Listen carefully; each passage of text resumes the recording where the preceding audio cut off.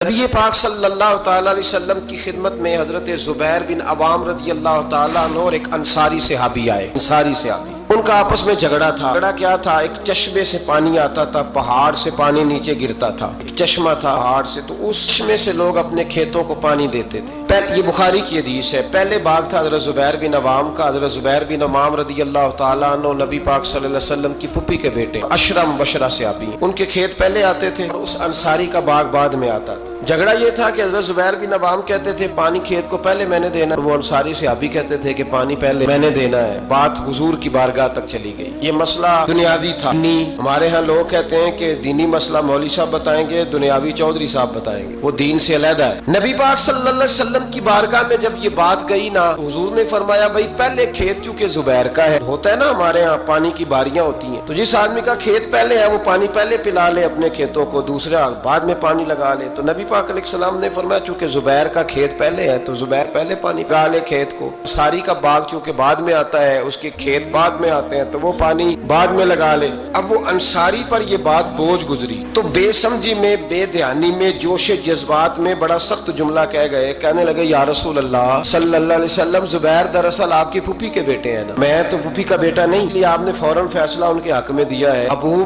تو ابھی کوئی جواب دیتے ہی اللہ کے قرآن نے بولنا شروع کر دیا. قرآن پاک کی آیت آئی، فرمایا رب کریم نے فرمایا محبوب مجھے تیرے رب کی قسم، یہ اتنی دیر تک مومن ہو ہی نہیں سکتے جب تک اپنے ہر معاملے میں تیرا فیصلہ قبول نہ کر لیں. اگلے لفظوں پہ غور کرنا ہے، فیصلہ بھی قبول کرے اور اگلی بات کیا ہے؟ شاید فرمایا محبوب پھر جو تو فیصلہ کرے اس فیصلے میں یہ اپنے دل میں کوئی رکاوٹ بھی محسوس نہ کرے. نبی پاک کے کسی فیصلے پر اپنے دل میں کوئی رکاوٹ محسوس، دل سے حضور کے فیصلے مانے. نبی پاک کے فیصلے دل سے کوئی طبیعت میں رکاوٹ نہیں آنی چاہیے. حضرت عمر فاروق رضی اللہ، ان کی ساری باتوں کی کیا ہی بات ہے، بلکہ حضرت عمر کی ہر بات کی کیا ہی بات ہے. حضرت عمر حضور صلی اللہ علیہ وسلم کبھی کسی صحابی سے ناراض ہوتے نا، جلال میں ہوتے، جناب عمر فاروق رضی اللہ تعالیٰ عنہ کونیوں کے بل حضور کے آگے بیٹھ جاتے. کونیاں زمین پہ ٹکا کے نا، جیسے بندہ لیٹ جاتا ہے، کونیاں ٹکا کے، گھٹنے ٹکا کے بیٹھ جاتے. پتہ جملہ کیا بولتے؟ اتنا خوبصورت فکرہ، اتنا پیارا جملہ. کیا کہتے رضیت باللہ ربا، یا رسول اللہ میں بڑا ہی راضی ہوں کہ اللہ میرا رب ہے، میں اس بات پہ، اور میں بڑا ہی راضی ہوں کہ اسلام ہمارا دین، سیدنا و مولانا محمد نبی و رسولا، اور یا رسول اللہ میں اس بات پر بڑا ہی راضی ہوں کہ اللہ نے آپ کو ہمارا نبی اور رسول بنایا ہے. رضیت باللہ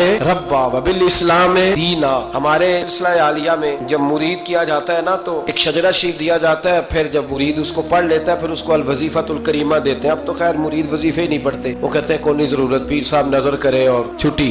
سید فیض الحسن شاہ صاحب فرمایا کرتے تھے مرید کہندے سانو وظیفے نہ پڑھاؤ، نمازاں نہ پڑھاؤ، سانو انجے ہی پہنچاؤ. تھے پہنچائیے انجے جی. جب اللہ رسول نے نمازوں کا حکم دیا پھر کسی اور جگہ تو بندہ پہنچ سکتا ہے، ان کی بارگاہ میں پہنچ سکتا ہے. ایک بندہ نے اپنے شجرے میں لکھا ہے آخر پہ، میں نے کہا جو آدمی کسی اسکول میں داخلہ لے اور سبق ہی یاد نہ کرے، کتابیں نہ پڑھے، اور پھر وہ کہے جی میں فیل ہو گیا، تو پھر اس کا مطلب ہے غلطی استاد کی، غلطی اس کی ہے جس نے نہ سبق پڑھا نہ اس نے نصاب کھول کے دیکھا. تو بہت سارے لوگ بس ٹھیک ہے گزارا چل رہا ہے، نظام چل رہا ہے، تو پھر بات آگے کیسے بڑھے گی جب تک لوگ توجہ نہیں کریں. تو جب انسان سمجھ لیتا ہے، اپنے ماحول کو سمجھتا ہے، راضی رہتا ہے کہ مجھے بڑا سکون ہے جی نماز میں، یہ تلاوت قرآن میں. میں ایک بات بتاتا ہوں آپ کو، مجھے میرے ایک ساتھی نے ایک فون کیا. کئی دفعہ بندہ خود بات کر کے اسے خود بڑا مزہ آتا ہے اور وہ بات اسے بعد میں سمجھ آتی ہے کہ یہ میں نے کیا کہہ دیا. مجھے ایک سنگی نے فون کیا، کہنے لگا گرمی بڑی سخت ہے، سیر کرنے نہ چلے 2-4 دنوں کے لیے، ٹھنڈی جگہ چلتے. تو میں نے کہا یار اللہ نے ڈیوٹی ایسی لگا دی ہے کہ سارا سال ہی سیر ہوتی رہتی ہے، تو میں رہتا ہی سیر پہ ہوں، تو میں تیرے ساتھ کیوں جاؤں. کہنے لگا یار بندہ ایک طرح کا کام کر کر کے نا اکتا جاتا ہے، روز ڈیوٹی، روز نوکری، وہی روز سارے معاملات، افسر وہی، تو بندہ اکتا بھی تو جاتا ہے نا. تو میرا خیال ہے 2-4 دن نہ ذرا سائڈ پہ جاؤ، تو بھی تو نکلنا کہ چلتے ہیں. تو میں نے اس کو کہا یار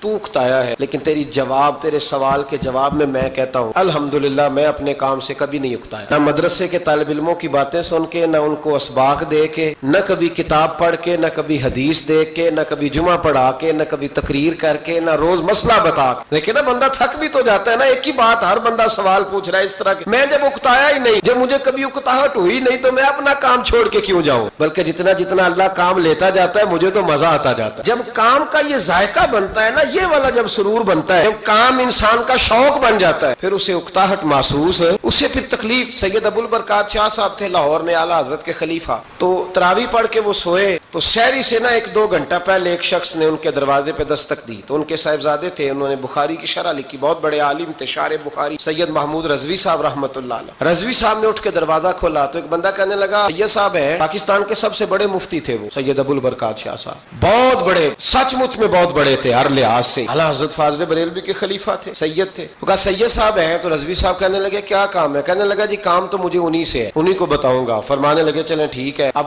1-2 گھنٹہ آرام کرو، رہ گیا ان کو آرام کر لینے، ابھی سحری کا وقت ہوگا تو وہ اٹھ جائیں گے، تو تم کام کر لینا۔ کہنے لگا یار ابھی مل جاتے تو چلو ٹھیک تھا۔ اتنی دیر میں سید صاحب کی آنکھ کھل گئی، سن لیا کہ مجھے بلا رہا ہے، بھی آپ سوئے ہوئے تھے، اٹھ کے تشریف لائے، فرمایا ہاں یہ بیٹا بتاؤ کیسے آئے؟ کہنے لگا حضور ایک مسئلہ پوچھنا تھا۔ فرمایا پوچھو۔ کہنے لگا جی مسئلہ یہ پوچھنا تھا کہ جس بندے نے عشاء کے فرائض جماعت کے ساتھ نہ پڑھے ہوں وہ وتر پڑھ سکتا ہے کہ نہیں پڑھ سکتا؟ راوی کے بعد وتر ہوتے ہیں نا جماعت کے ساتھ، پڑھ سکتا ہے کہ نہیں؟ تو سید صاحب فرمانے لگے جس نے فرض نہیں پڑھے بہتر یہ ہے کہ پھر وہ وتر بھی جماعت کے ساتھ نہ پڑھے، لیکن اگر کوئی پڑھ بھی لے تو اس پر کوئی فتویٰ نہیں، کوئی حکم، بہتر ہے کہ نہ پڑھے۔ یہ بات ہو گئی، کہنے لگا ہو گئی، آپ تشریف لے گئے۔ علامہ رضوی صاحب کہتے ہیں حضرت صاحب اندر چلے گئے تو مجھے اس بندے پہ بڑا غصہ آیا، میں نے اس کو کہا کہ کون سی قیامت آنے والی تھی اگر تو یہ سوال فجر میں پوچھ لیتا؟ کیا مسئلہ تھا؟ کچھ لوگ کرتے ہیں تنگ، اس میں کوئی شک نہیں، تکلیف دیتے ہیں، وہ بات جو ہو سکتی ہے اپنے ٹائم انہوں نے اسی وقت پوچھنی ہے جب ان کو یاد آ گئی۔ کئی دفعہ حدیث سنائی ہے کہ ایک صحابی کو نبی پاک صلی اللہ علیہ وسلم نے، سرکار نے فرمایا کہ جب اس کا انتقال ہو جائے تو مجھے بتانا۔ صحابی بھی نوجوان تھے، 14-15 سال عمر تھی،